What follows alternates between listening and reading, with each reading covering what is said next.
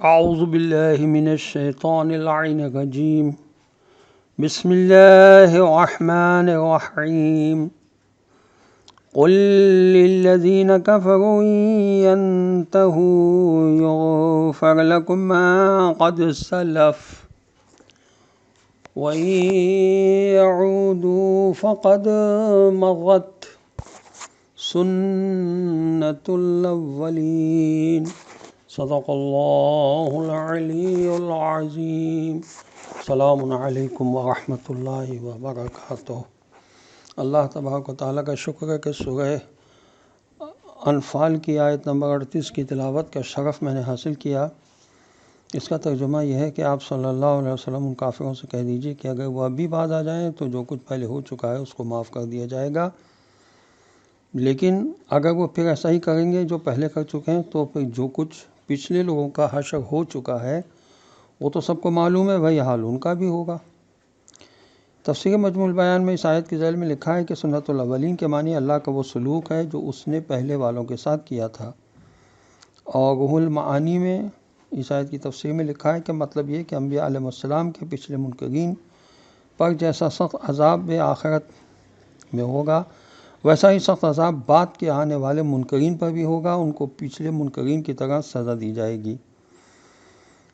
خدا کا فرمانا کہ جو کچھ پہلے ہو چکا ہے اس کو معاف کر دیا جائے گا. اس سلسلے میں فقہاء اسلام نے لکھا کہ حقوق العباد مثلا قرضہ، قصاص وغیرہ تو کافر حربی سے ساقط ہو جائے گا، کیونکہ کفر کی حالت میں وہ خدا کی شریعت کے احکام کا پابند نہ تھا. البتہ کافر ذمہ کے ذمہ یہ چیزیں ضرور باقی رہیں گی جن کا وہ ذمہ دار تھا. البتہ حقوق اللہ سب معاف کر دیے جائیں گے. یہ تفسیر قرطبی نے لکھا ہے.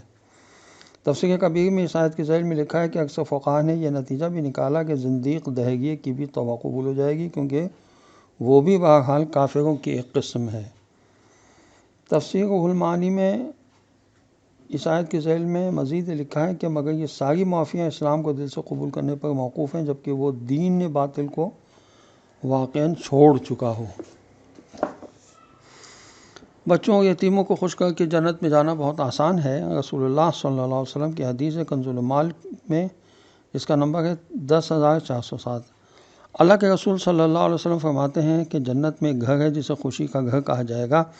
اس میں کسی کو داخل ہونے کا حق نہیں ہوگا مگر جس نے بچوں کو خوش کیا ہو، اور دوسری روایت میں ہے کہ یتیموں کو خوش کیا ہو. جنت کے درختوں کا جلانا کیا ہے؟ کنز المال کی حدیث ہے 6008. اللہ کے رسول صلی اللہ علیہ وسلم فرماتے ہیں کہ جو شخص سبحان اللہ کہتا ہے خداوند عالم اس کے لیے جنت میں ایک درخت لگاتا ہے.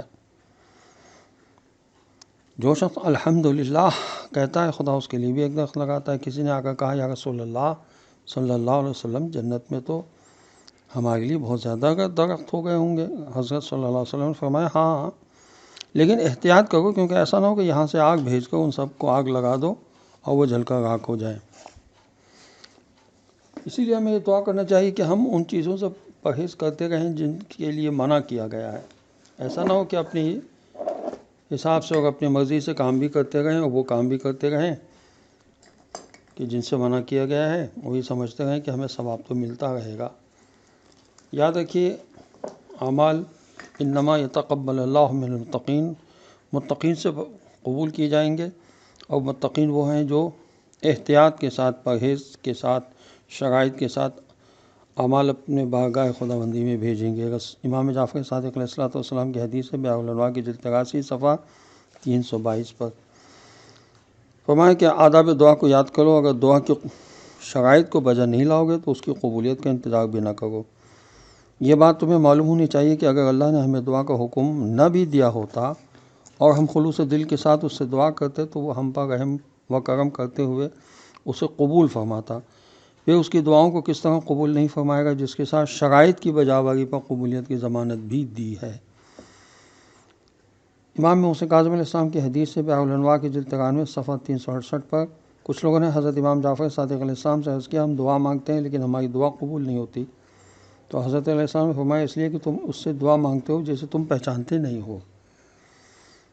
معرفت بہت ہی ضروری ہے.